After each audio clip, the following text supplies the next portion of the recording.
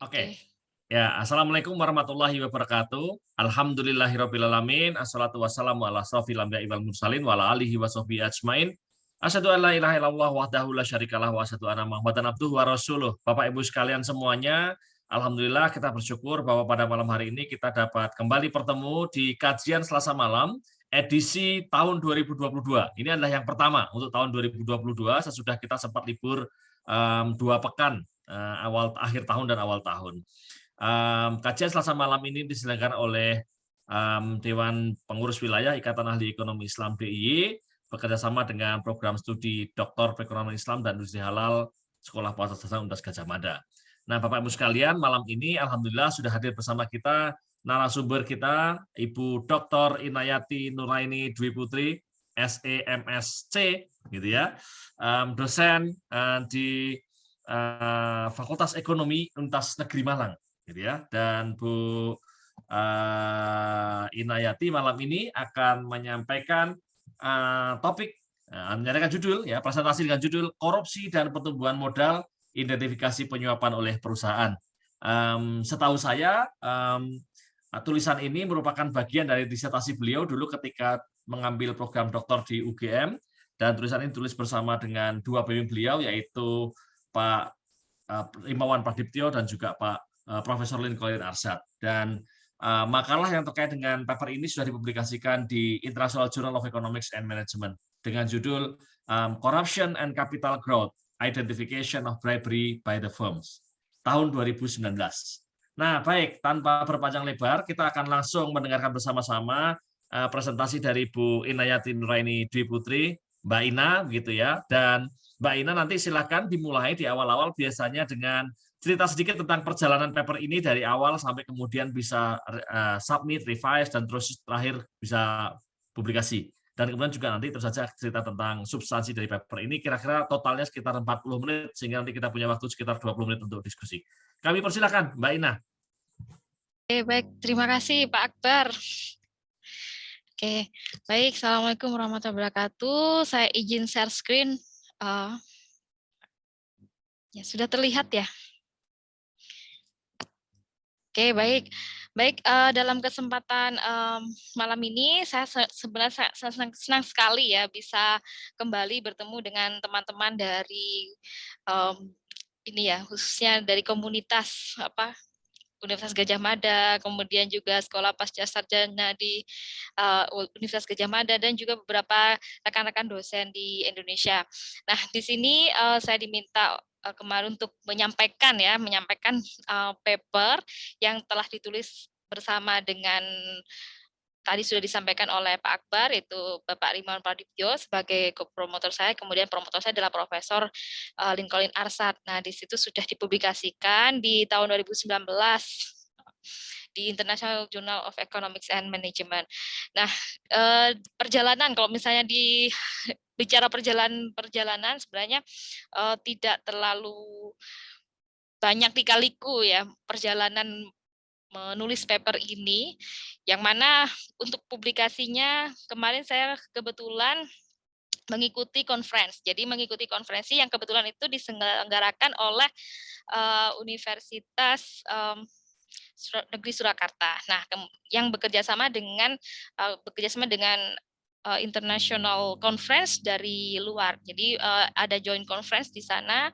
Nah, di situ ketika presentasi kemudian ditawarkan untuk dipublikasikan di jurnal itu. Nah, tetapi simpelnya adalah saya tidak perlu submit, tapi langsung ditawarkan untuk dipublikasikan di jurnal tersebut. Scopus Q3, alhamdulillah sekarang masih continue Scopusnya. Nah, jadi seperti itu. Kemudian untuk revisinya, nah mungkin yang perlu ininya adalah revisi ya. Revisinya yang sangat banyak ya, sampai 4 sampai 5 kali. Jadi lumayan tricky dengan reviewer, tetapi saya ikuti saja kemauan reviewer. Kemudian juga reviewernya juga ini sih secara logika memang dia benar, pertanyaan-pertanyaan yang mereka sampaikan gitu. Kemudian mengapa kemudian masih kurang background-nya di sini dan seterusnya, hendaknya Anda menuliskan hal ini kurang, termasuk juga beberapa penambahan variabel juga di situ yang pernah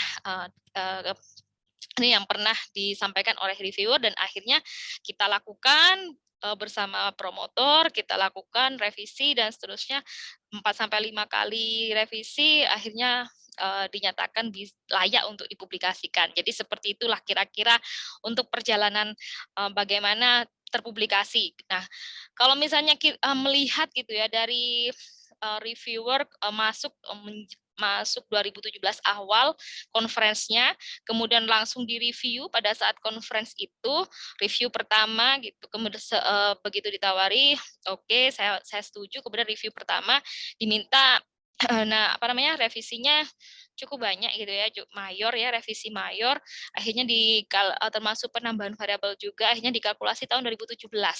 Tetapi kemudian publish-nya di 2019. Jadi cukup ini ya, memang tricky untuk bisa publikasi di jurnal internasional ya sampai 2 tahun itu pengalaman saya sih, pengalaman saya. Mungkin teman-teman juga pastinya di sini memiliki pengalaman yang berbeda-beda.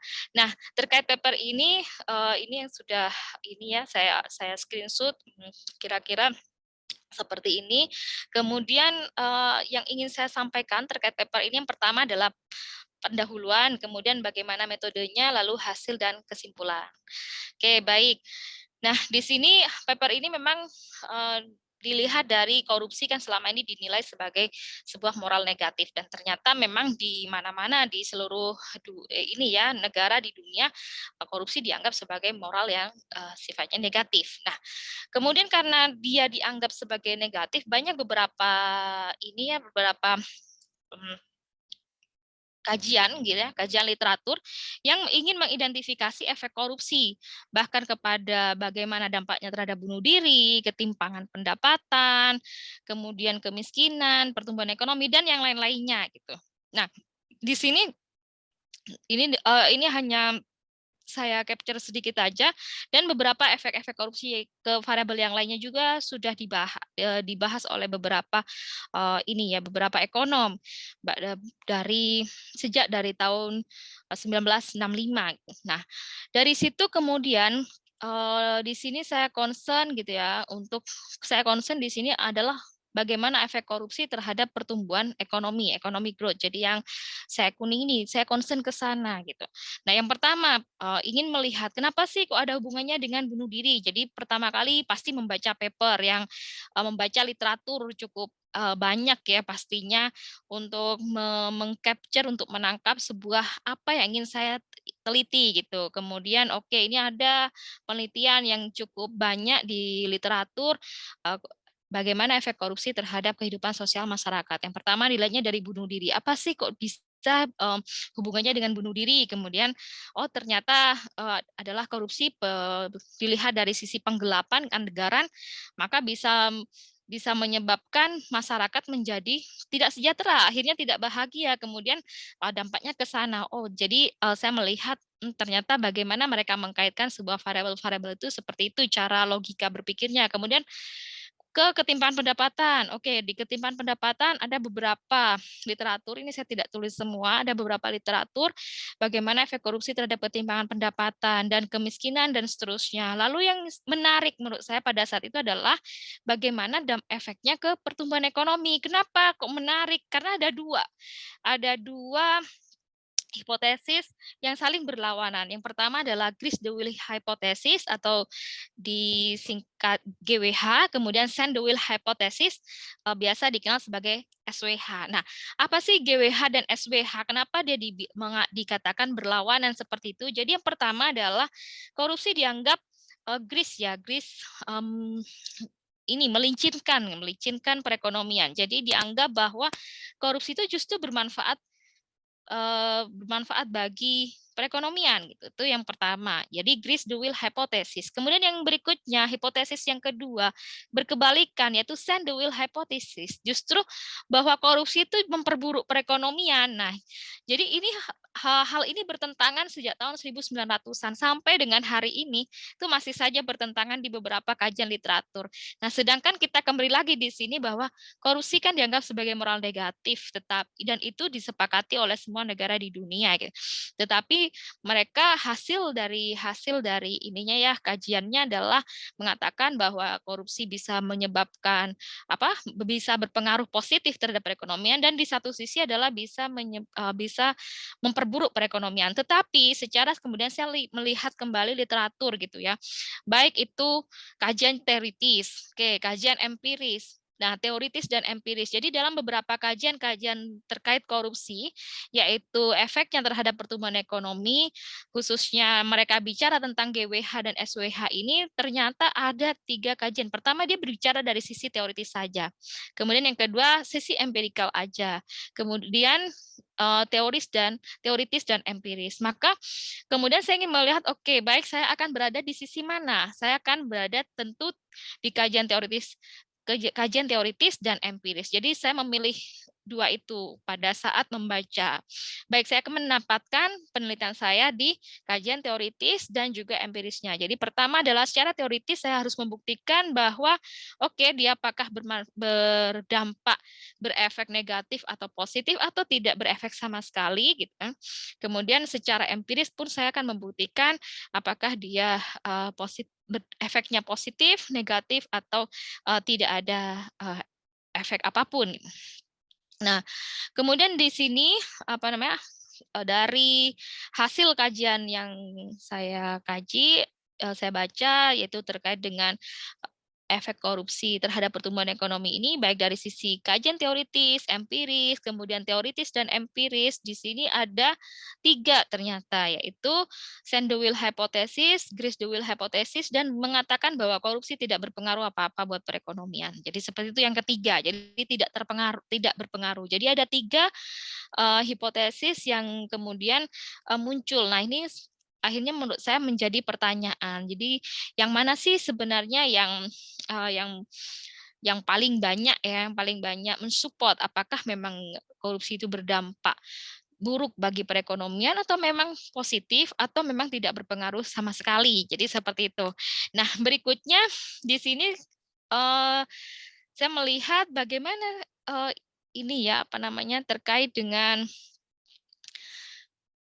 definisi dulu. Definisi korupsi. Ternyata antara Transparency International dan peneliti tidak jauh berbeda gitu ya, terkait dengan definisi korupsinya.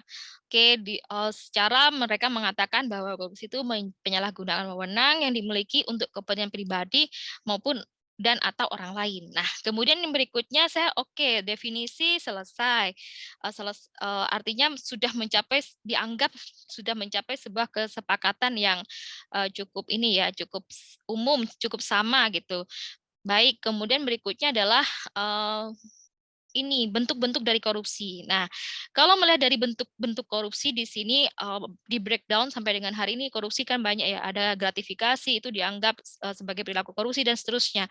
Tetapi ketika saya membaca di literatur, semua itu kemudian dirangkum kalau secara garis besarnya itu ada 3 gitu menurut POS 2000.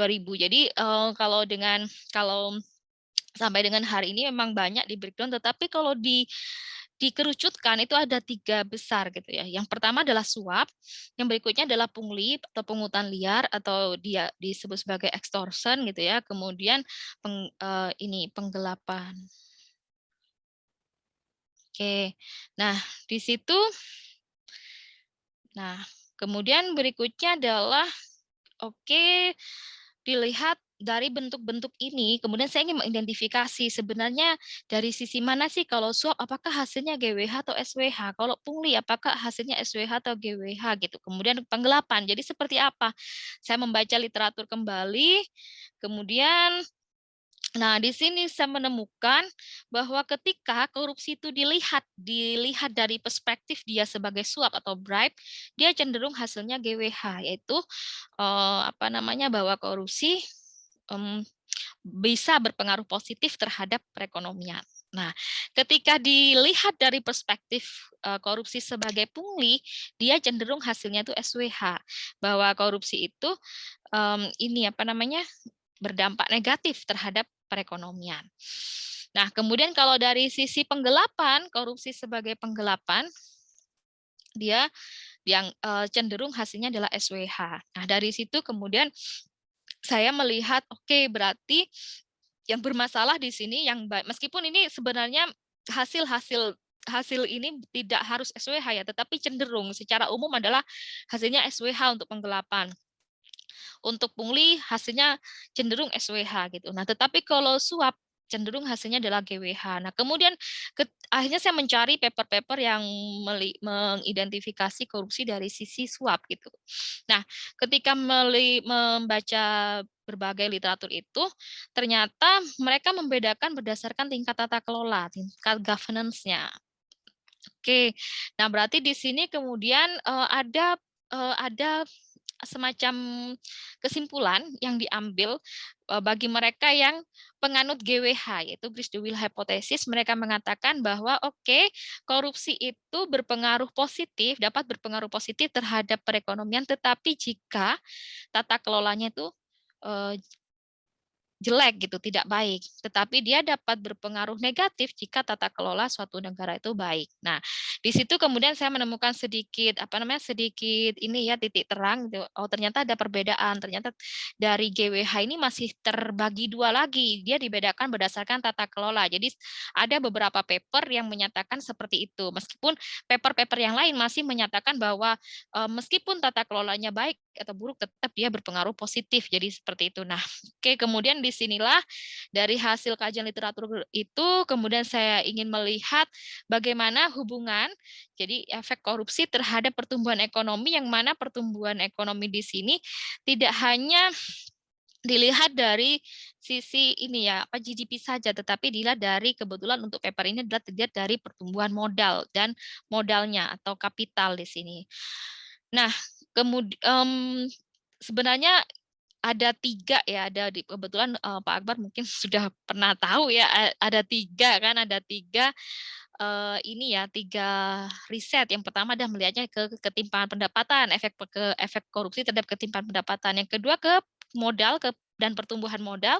Kemudian berikutnya adalah ke pertumbuhan ekonomi. Jadi memang ada tiga series untuk penelitian ini. Nah, khusus untuk malam ini yang saya ingin bahas, ingin diskusikan dengan teman-teman, ingin sharing dengan teman-teman di sini adalah bagaimana efek korupsi terhadap pertumbuhan modal. Kemudian saya melihatnya berdasarkan identifikasi penyuapan oleh perusahaan. Mengapa? Karena yang ini tadi bahwa ketika korupsi dipandang atau dilihat dari perspektif suap, dia cenderung hasilnya GWH. Nah, saya kan ingin melihatnya dari sisi bahwa benarkah GWH gitu kan. Nah, jadi saya melihatnya identifikasinya ya suap seperti literatur-literatur sebelumnya. Nah, jadi seperti itu. Kemudian untuk hubungannya adalah suap oleh perusahaan. Mengapa oleh perusahaan? Karena banyak literatur yang mengatakan ketika suap itu dilakukan oleh perusahaan, itu justru akan mempercepat perekonomian. Jadi secara sederhana mereka mengatakan bahwa ketika suatu perusahaan ingin mendirikan sebuah usaha, susah kan mau mendirikan usaha harus harus punya modal sekian, harus sekian dan seterusnya. Banyak beberapa requirement atau persyaratan yang diperlukan gitu. Maka dari itu dengan adanya suap langsung perusahaan berdiri, jadi bisa langsung beroperasi, meningkatkan perekonomian. Jadi sederhana itu kadangkala berpikirnya gitu. Nah, kemudian saya melihat di sini ada dua metode. Jadi melihatnya dari sisi teoritisnya seperti apa, kemudian nanti akan diverifikasi secara empiris. Nah, di sini saya membuat kasus mengaplikasikan kasus perusahaan membayar suap kepada birokrat untuk melancarkan usahanya. Nah, di sini ketika ini adalah profit ya, profit perusahaan, yang mana profit perusahaan itu jadi ini dikurangi oleh B, ini adalah bribe ya, merupakan porsi terhadap kapitalnya. Kemudian di sini bisa dilihat oleh Bapak Ibu bahwa profit perusahaan itu akan bisa berkurang ketika perusahaan itu harus memberikan suap kepada birokrat untuk kemudahan usaha. Jadi kalau dibandingkan dengan dia tidak membayar suap, kan tidak akan terkurangi oleh BK ini. Jadi kira-kira seperti itu secara sederhana. Kemudian berikutnya bagaimana dari sisi agen ekonomi yang lain, yaitu rumah tangga.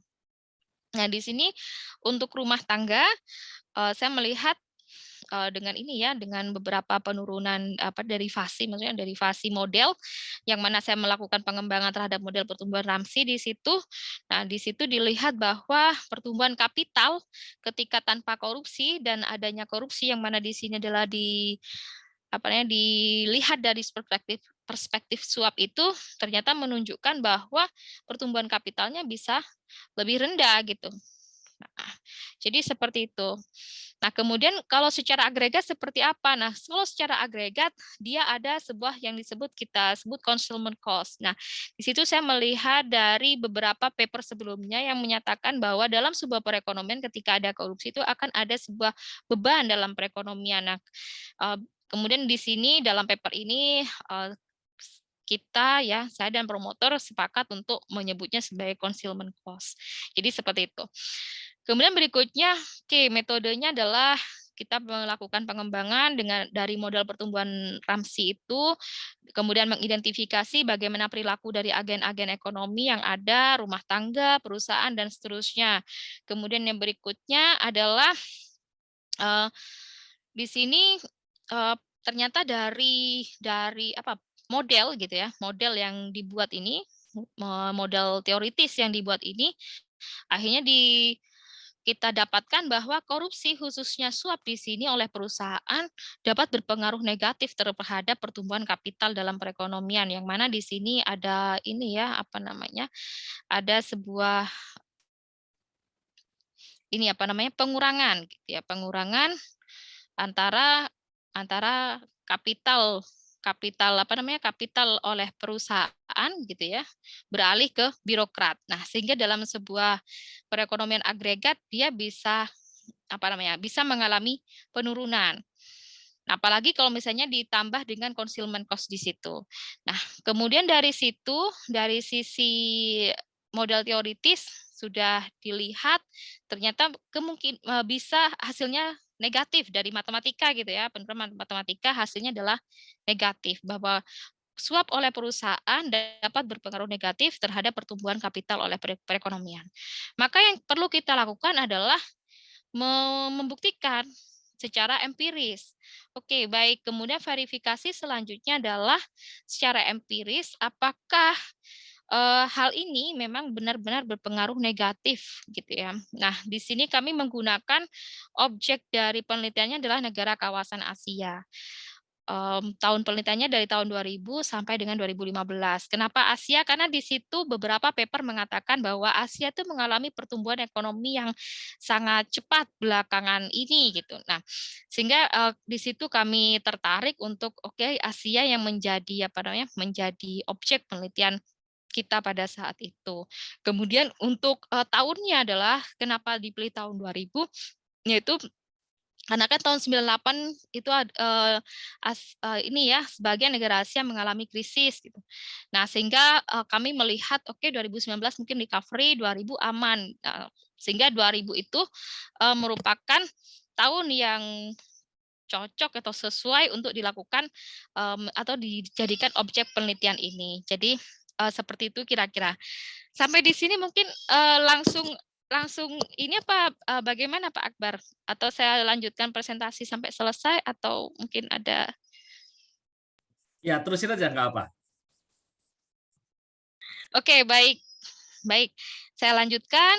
Kemudian di sini kita mengidentifikasi variabel-variabel dari beberapa paper. Ini tidak saya tuliskan semua, hanya variabel-variabel yang dianggap penting, tetapi variabel kontrol gitu ya, variabel kontrol yang harus ada dalam sebuah ketika kita mengidentifikasi hubungan antara suatu variabel independen terhadap variabel dependen, yang mana variabel dependennya itu adalah pertumbuhan kapital. Jadi terdapat beberapa variabel yang memang harus dimasukkan gitu dalam model.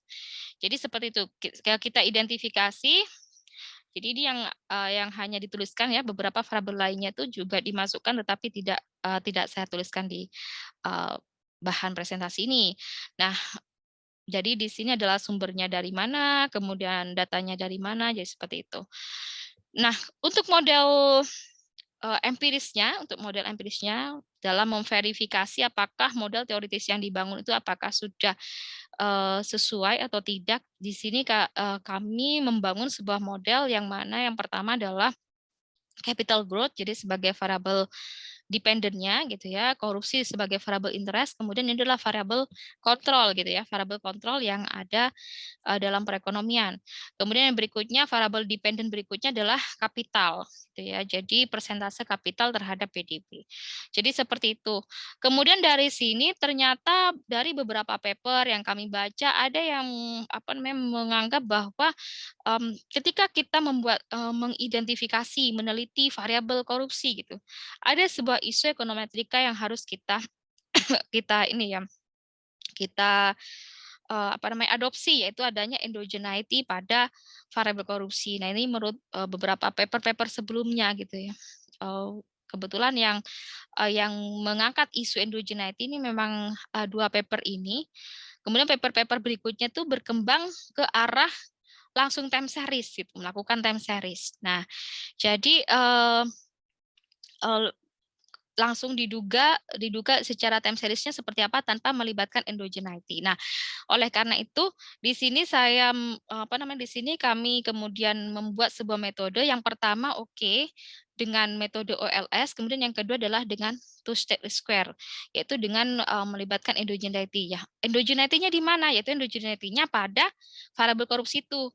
Yang mana di sini menurut beberapa penelitian terdahulu yang bahwa nilai pada variabel korupsi itu kemungkinan dipengaruhi oleh faktor yang lain gitu ya. Jadi di sini kan saya menggunakan indeks persepsi korupsi. Nah, nilai itu tentu dipengaruhi oleh faktor yang lain, kemudian tingkat penerimaan masyarakat terhadap korupsi. Jadi ada banyak faktor sehingga muncullah sebuah pengukuran variabel itu gitu. Nah, sehingga menurut beberapa riset sebelumnya indeks persepsi korupsi yang muncul di setiap negara itu tentu tidak berdiri sendiri. Dia ada dipengaruhi oleh variabel yang lain, seperti salah satunya adalah budaya atau tingkat penerimaan masyarakat terhadap korupsi. Jadi misalnya contoh di Indonesia mungkin dianggap bahwa ini bukan korupsi gitu ya, tetapi di negara lain ini adalah sebuah perilaku korup dan seterusnya. Nah dari situ untuk ini ya menghilangkan efek endogeneity di situ, maka saya menggunakan variabel instrumen, yaitu yang pertama dari penelitian sebelumnya variabel instrumen yang digunakan itu adalah ethnic fractionalization index. Kemudian di sini di penelitian saya kemudian biasanya kan kalau IV itu tidak selalu harus ada banyak ya stage untuk mengidentifikasi apakah ini adalah instrumen variabel yang sesuai atau tidak. Maka saya sebagai jaga-jaga gitu ya, IV yang lain yaitu alternatif IV-nya adalah indeks religion fractionalization. Jadi seperti itu. Nah, tetapi yang ethnic fractionalization index ini dari paper sebelumnya tetap dipakai. Jadi ada 2 IV yang diberlakukan dalam paper ini. Nah, di situ dengan menggunakan IV maka maka analisis regresi yang digunakan metodenya menggunakan two state least square. Maka ada 2 metode di sini, yaitu OLS, yang kedua adalah TSLS. Nah, kenapa kemudian di sini saya jelaskan juga bahwa variabel korupsi diukur dengan IPK gitu ya, IPK, indeks persepsi korupsi. Nah, ini sempat ditanyakan juga dengan reviewer gitu, dibantah gitu ya.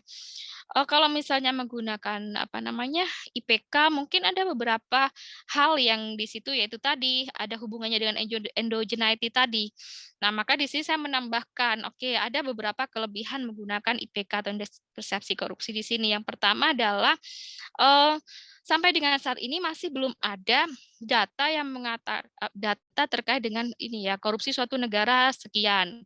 Itu yang pertama. Yang kedua, ketika dikatakan bahwa korupsi suatu negara sekian, negara A, negara B sekian, nah itu belum tentu adalah nilai yang sebenarnya karena namanya korupsi kan jelas hidden ya, sebuah hidden action. Jadi mereka tidak sebenarnya ingin diketahui ya. Itu mungkin yang bisa diukur, yang kita ketahui adalah sekian korupsinya, tetapi belum tentu gitu kan yang lain-lainnya diketahui. Nah, sehingga pengukuran itu akan menjadi bias, maka IPK merupakan salah satu kelebihannya di situ. Kemudian yang kedua, IPK di sini sudah mencakup terkait dengan tiga aktivitas korupsi tadi, yaitu suap, pungli, dan penggelapan. Jadi itu. Kemudian yang berikutnya adalah IPK sampai sejauh ini sudah banyak digunakan oleh penelitian-penelitian sebelumnya. Jadi banyak penelitian yang secara umum menggunakan IPK, baik penelitian-penelitian di jurnal Scopus bahkan kuartil 1 pun ada yang menggunakan IPK. Jadi seperti itu. Nah, dengan beberapa kelebihan itu kemudian akhirnya reviewer menerima gitu ya. Kemudian di sini saya membuat IPK-nya di skala ulang, jadi biar biar biar tidak ini ya, biar lebih mudah membaca hasil gitu loh ya. Jadi sehingga makin tinggi IPK menunjukkan makin tinggi korupsi. Biasanya kan kalau misalnya di indeks persepsi korupsi yang sebenarnya itu kan semakin tinggi kan semakin rendah korupsinya. Jadi gitu, semakin tinggi nilai IPK, semakin rendah korupsinya. Tetapi di sini kemudian saya melakukan skala ulang agar kalau dibaca dalam model itu bahwa makin tinggi IPK menunjukkan makin tinggi korupsi. Nah, kemudian di sini strateginya menggunakan IV seperti yang sudah disebutkan tadi. Nah, hasil dari ini ya, hasil dari bentar. Oke, hasil dari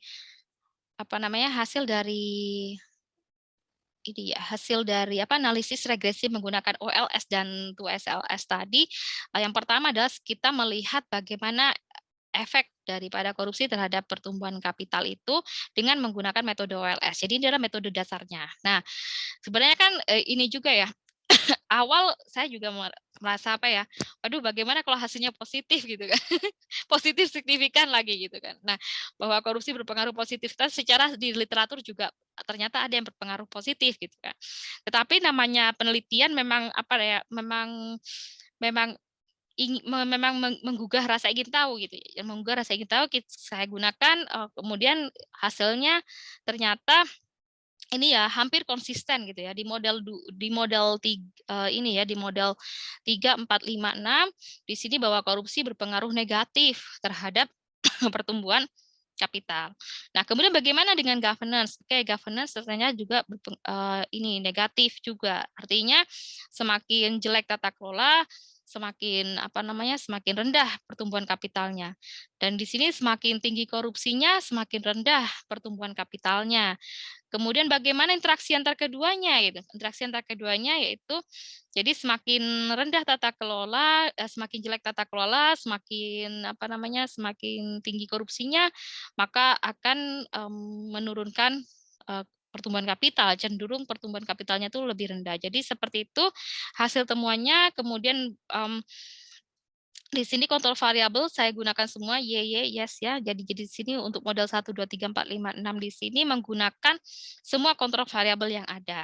Nah, ini adalah hasilnya bahwa korupsi berpengaruh negatif terhadap pertumbuhan kapital dengan menggunakan metode OLS. Nah, kemudian bagaimana terhadap kapital sendiri? Nah, hasilnya sama, yaitu berpengaruh negatif, konsisten baik di model 2, 3, 4, 5, 6, kemudian untuk tetapi di interaksi antara governance dan corruption itu adalah dia tidak signifikan gitu ya. Jadi untuk interaksinya, tetapi kalau dia berdiri sendiri ada hubungan negatif di situ.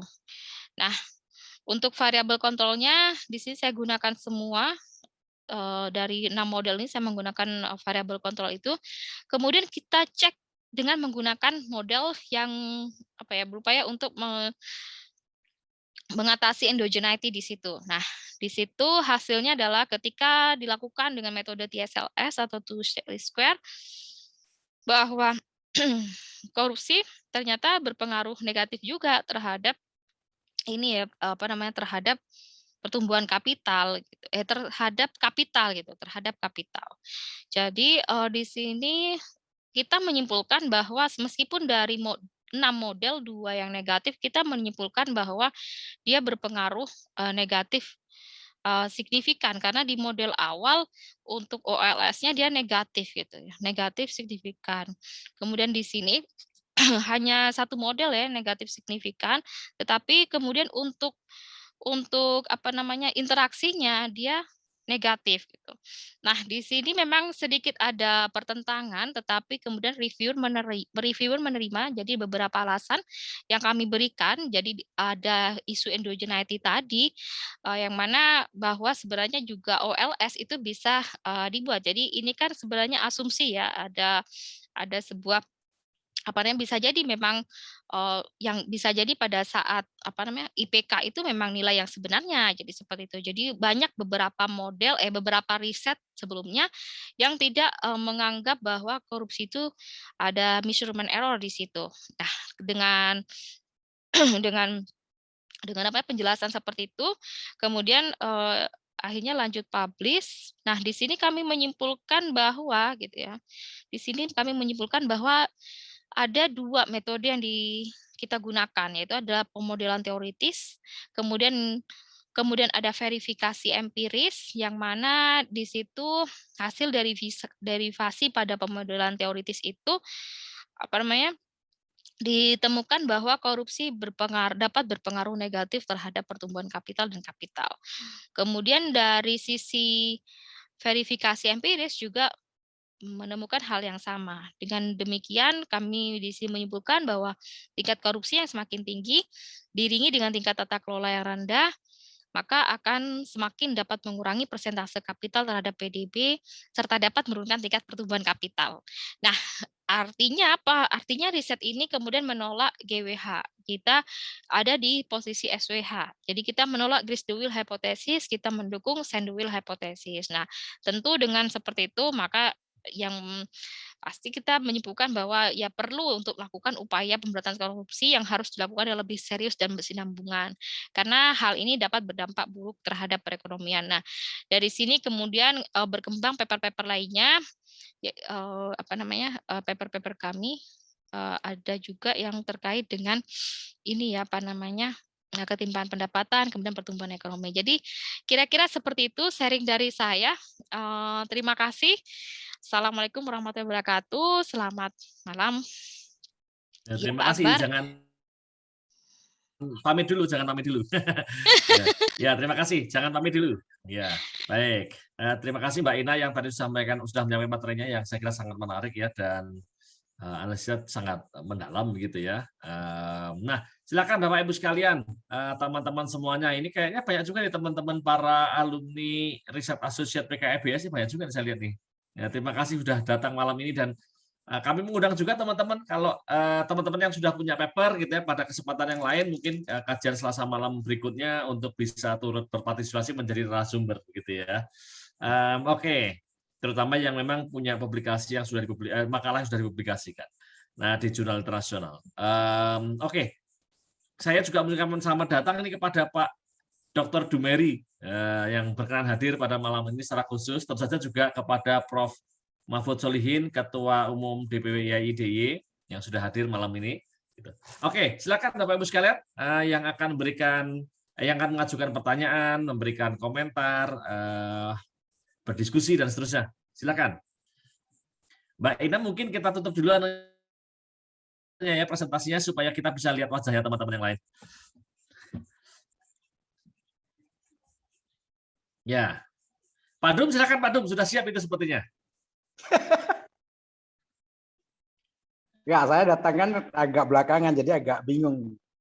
Cuma saya ingin tahu aja, itu namanya definisi korupsi di beberapa negara yang dijadikan sampel itu lebih kurang lama nggak ya, Bu Ina? Ya, langsung Pak Akbar.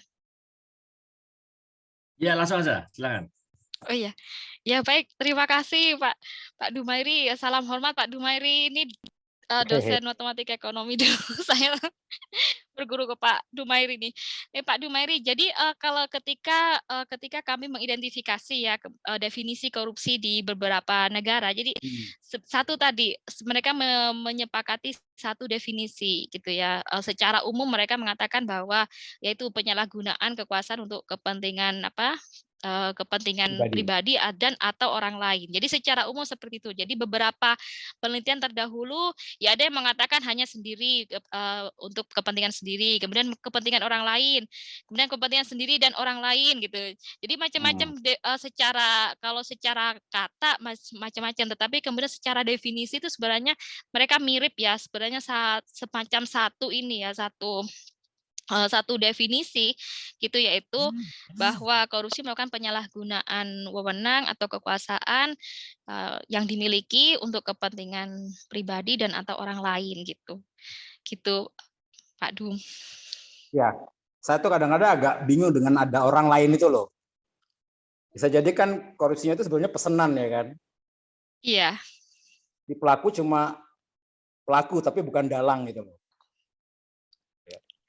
Oke, lalu yang lain, sebetulnya kalau itu dilakukan oleh perusahaan, korupsi itu termasuk cost, real cost, explicit cost, ataukah sunk cost? Ada nggak ketentuan itu?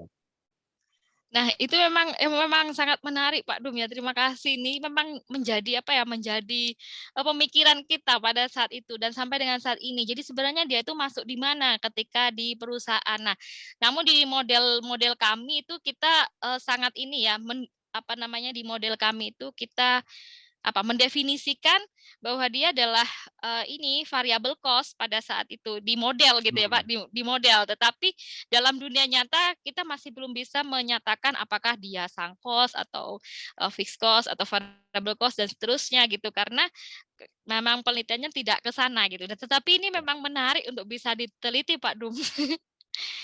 Karena saya kadang-kadang nanya teman-teman koruptor itu, artinya yang dari perusahaan ya, Iya, yang nyuap maksud saya, itu bagi mereka sunk cost.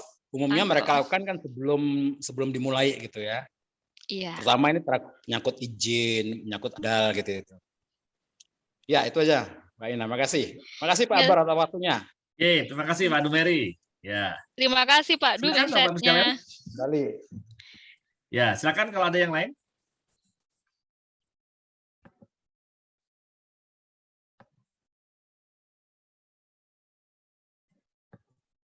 Ini saya sapa ini beberapa ini, ada Bu Rahmawati, ini, lalu kemudian ada siapa ini, ada beberapa teman lama, udah lama nggak pernah ketemu lagi, ini ada Mbak Aulia Azardina, gitu ya. Ini saya kira dulu teman-teman dari MD UGM ya, ada beberapa yang lain juga ini, ya. Lalu ada Bu Ratna Chandrasari, terima kasih, termasuk jamaah paling setia kajian Selasa malam. Oke, silakan. Mbak Tania, ada Mbak Tania?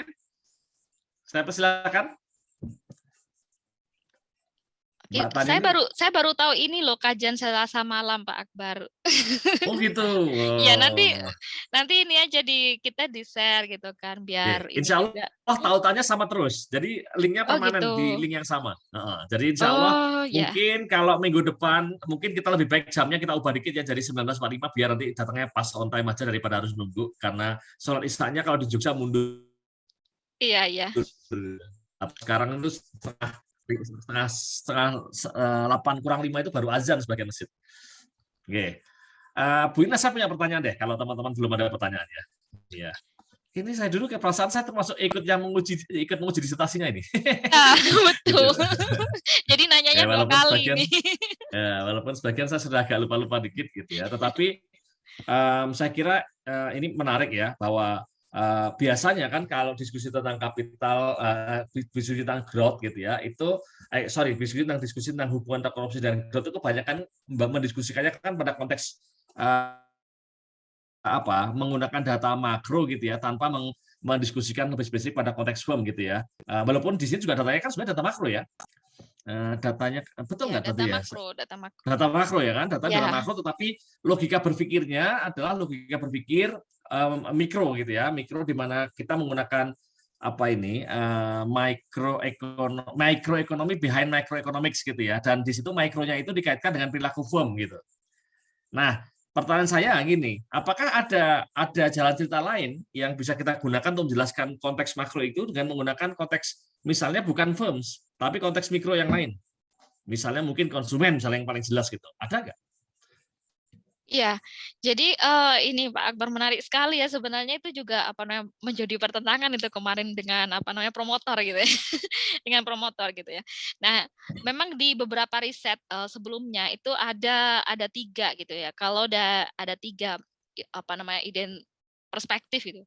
Nah, yaitu yang mana mikronya itu adalah individu. Jadi individu yang menyuap hanya simple secara sederhana menyuap untuk misalnya mengurus KTP dan sebagainya. Jadi hanya seperti itu saja. Jadi melihatnya dari sisi itu. Tetapi sayangnya masih belum ada yang memakai data empiris gitu ya. Nanti jadi datanya hanya dia hanya apa ya istilahnya mengangankan gitu. Jadi kalau ada individu menyuap untuk KTP dan seterusnya sehingga semua hal yang berkaitan dengan urusan individu dia di suatu negara itu menjadi lebih gampang untuk selanjutnya. Nah, itu kemudian akan dianggap akan memperburuk perekonomian atau justru akan membuat positif berpengaruh positif terhadap perekonomian. Jadi seperti itu. Nah, jadi ada sebenarnya di paper-paper sebelumnya, yang pertama adalah dia mengidentifikasinya dari perilaku individu. Kemudian yang kedua adalah dari ini perusahaan yang melakukan penggelapan pajak. Jadi itu. Nah, ketika apa namanya perusahaan itu melakukan penggelapan pajak, maka kemudian tentu ya akan berpengaruh negatif terhadap perekonomian. Nah, tetapi yang menarik di situ ketika kita berbicaranya suap gitu ya, suap oleh perusahaan ketika dia ingin mendirikan sebuah perusahaan, maka itu hasilnya selalu GWH gitu, cenderung banyak GWH gitu, Grace-Dawil hypothesis. Makanya kita menelitinya yang itu. Gitu.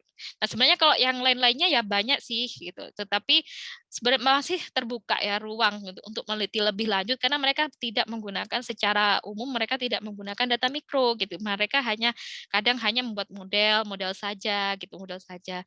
Nah, kalau misalnya menggunakan data yang apa namanya mikro itu dilakukan oleh Dreher dan Gatsepner tahun 2013, yaitu perusahaan melakukan suap. Jadi perusahaan melakukan suap, dia datanya data perusahaan tertentu gitu ya. Kemudian di apa namanya ketika dia melakukan suap, apakah omsetnya kemudian naik atau tidak. Jadi seperti itu. Nah, tetapi hanya berlaku pada satu negara itu saja. Nah, memang kendalanya di situ ya. Makanya di situ kita ingin mengkombinasikan ini pemikirannya mikro diangkat ke makro, tetapi data yang support adalah memang data makro. Nah, kalau misalnya kita memang punya apa ya networking gitu ya ke perusahaan-perusahaan gitu, misalnya mereka mau gitu ya dikumpulkan, nah apakah ya itu memungkinkan sekali gitu, akan sangat bagus sekali kita memiliki data mikro, kemudian dikonfrontasikan dengan makronya, tetapi nggak sampai ke sana gitu ya. Untuk data mikronya itu yang tentu kita tidak mudah untuk mendapatkan, apalagi perusahaan gitu ya. Kemudian ada lagi riset sebelumnya itu dia mengaitkan adalah ketika kita melakukan suap, minimal adalah kita nggak perlu antri gitu kan. Jadi teori antrian, memakai teori antrian. Jadi kita tidak perlu antri sehingga waktu kita itu apa namanya ini ya lebih lebih maksimal untuk digunakan, bisa lebih optimal, maka diasumsikan sebuah dewan direksi gitu ya. Para dewan direksi itu dimintai datanya ketika apakah mereka melakukan swab atau tidak dan apakah memang mereka menggunakan waktunya dengan lebih baik gitu kan. Artinya kalau misalnya mereka tidak menyuap, mereka harus antri gitu sehingga mereka tidak produktif. Nah, kalau pakai swab mereka nggak perlu antri dan mereka produktif. Jadi arahnya ke sana. Kemudian mereka disurvei gitu ya, para dewan direksi ini disurvei dan ternyata tidak ada hasil yang apa namanya berpengaruh gitu ya. Justru meskipun mereka itu apa namanya jadi jadi artinya mereka itu menyuap gitu dan mereka itu tidak mengantri itu tidak berpengaruh apa-apa ternyata terhadap produktivitasnya. Jadi di situ disimpulkan bahwa suap yang dilakukan oleh direksi hanya kalau tujuannya hanya untuk mengantri atau tidak itu tidak berpengaruh apa-apa terhadap perekonomian. Jadi itu sebenarnya. Jadi dan itu kita melihatnya mungkin tidak dari sana gitu. Oh, kita tidak tertarik untuk melihat waktu direksi dan seterusnya gitu ya. Kita lebih tertarik untuk melihat suap oleh perusahaan ketika ingin mendirikan perusahaan karena memang itu yang menjadi pertentangan di paper-paper sebelumnya. Tetapi memang kekurangannya di sini adalah kurang menggali ini ya paper-paper. Sebenarnya banyak ya yang paper-paper yang Q1 gitu, datanya data mikro gitu. Tetapi kita mungkin tidak bisa akses. Jadi seperti itu. Jadi kurang dalam aja gitu membahasnya pada saat itu gitu Pak Akbar. Jadi kira-kira seperti itu sih sebenarnya ada, cuman memang ya pada saat itu mungkin kurang menarik bagi untuk diteliti pada saat itu. Tapi untuk sekarang sangat menarik ya Pak Akbar untuk bisa melihat dari perspektif yang lain. Baik, oke, terima kasih. Memang kesulitannya kalau data mikro ya tadi itu benar-benar itu harus data investigasi. Kalau pakai data wawancara sangat sulit gitu ya. Dan itu memang ya tetap sulit investigasinya. Baik, ini ada pertanyaan berikutnya dari Mbak Novilia Aisyah. Mbak Novilia Aisyah mengajukan pertanyaan, Bu, mohon izin bertanya, contoh kegiatan korupsi yang dilakukan perusahaan itu apa? Seperti apa? Apakah ada ukuran tertentu yang disepakati bersama menurut jenis dan usaha dari perusahaan tersebut?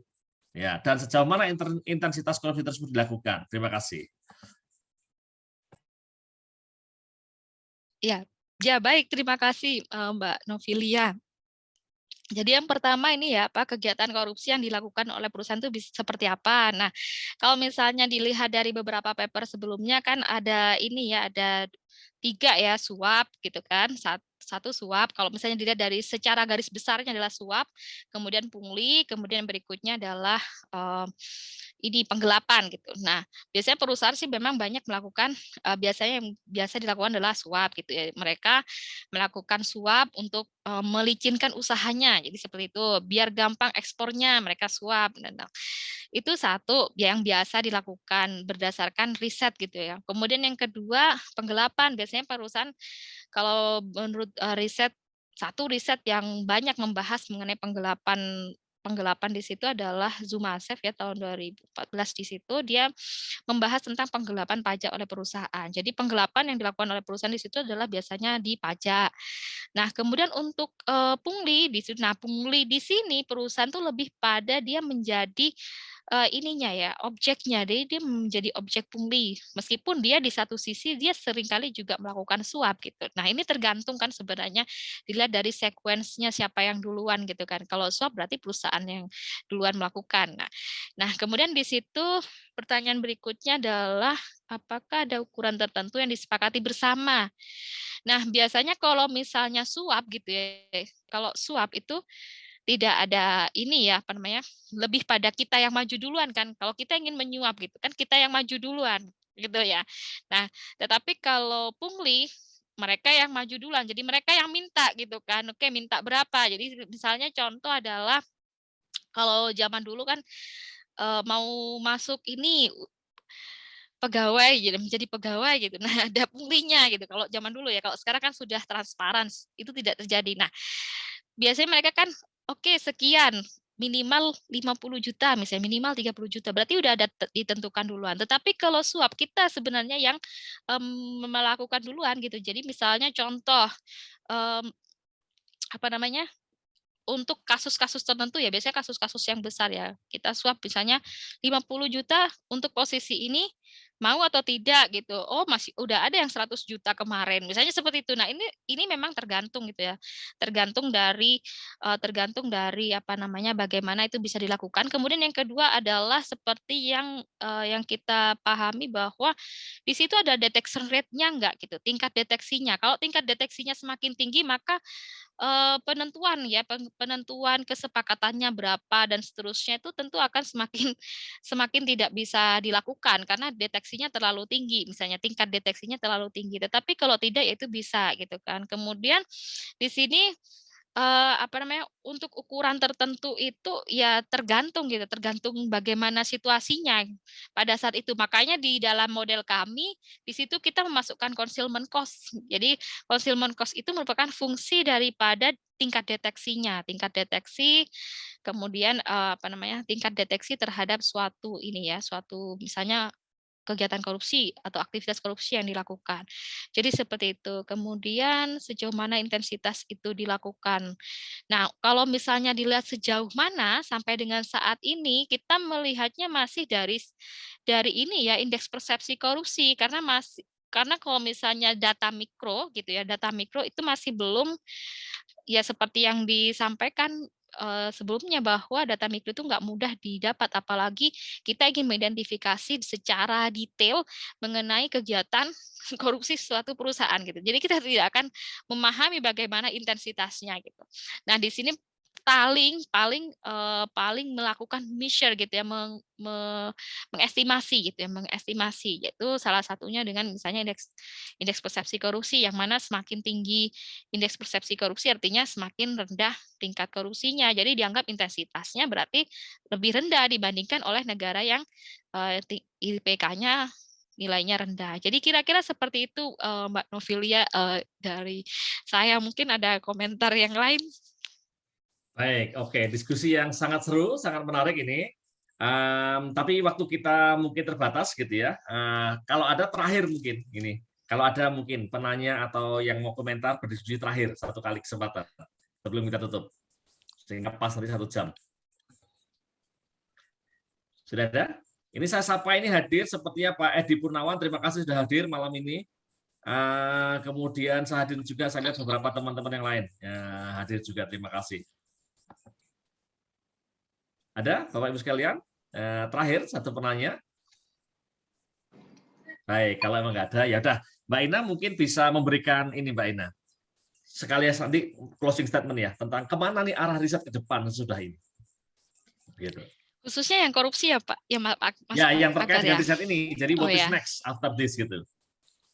Ya, jadi kalau dari saya sih sebenarnya kalau saya melihat ya beberapa riset-riset sebelumnya, kemudian sampai dengan saat ini itu masih berkutat bahwa mereka masih mempertahankan bahwa itu ada GWH, itu masih tetap ada gitu. Jadi sampai dengan kemarin saya baca tahun 2021 awal ya dia udah keluar beberapa riset yang menyatakan bahwa bisa kok masih GWH gitu ya, bahwa korupsi itu masih bisa berpengaruh positif terhadap perekonomian, dan itu mengarah ke data mikro. Jadi memang yang awal kan memang makro ya, makro. Nah sekarang tuh sudah mulai mikro. Jadi udah masuk ke mikro. Kemudian itu yang pertama, kemudian masih mempertentangkan apakah efeknya positif dan negatif itu masih, kemudian efek-efek ke yang lainnya juga. Jadi selain ketimpangan, kemudian kemiskinan, dan yang lain-lain yang mungkin tidak kita pikirkan, seperti tadi bunuh diri. Ada lagi ke government expenditure yang lain, seperti belanja kesehatan, kemudian belanja pendidikan. Nah itu mengarah ke sana. Jadi arah riset ke depannya ke arah yang lainnya seperti itu. Jadi lebih ke belanja government juga. Nah, ini mungkin menarik juga misalnya contoh di kesehatan khususnya yang isu seksi pada saat pandemi ini. Jadi isunya bisa di kesehatan atau mungkin di pendidikan, apakah ada dampak itu. Kemudian berikutnya adalah ini apa sih yang mempengaruhi korupsi gitu.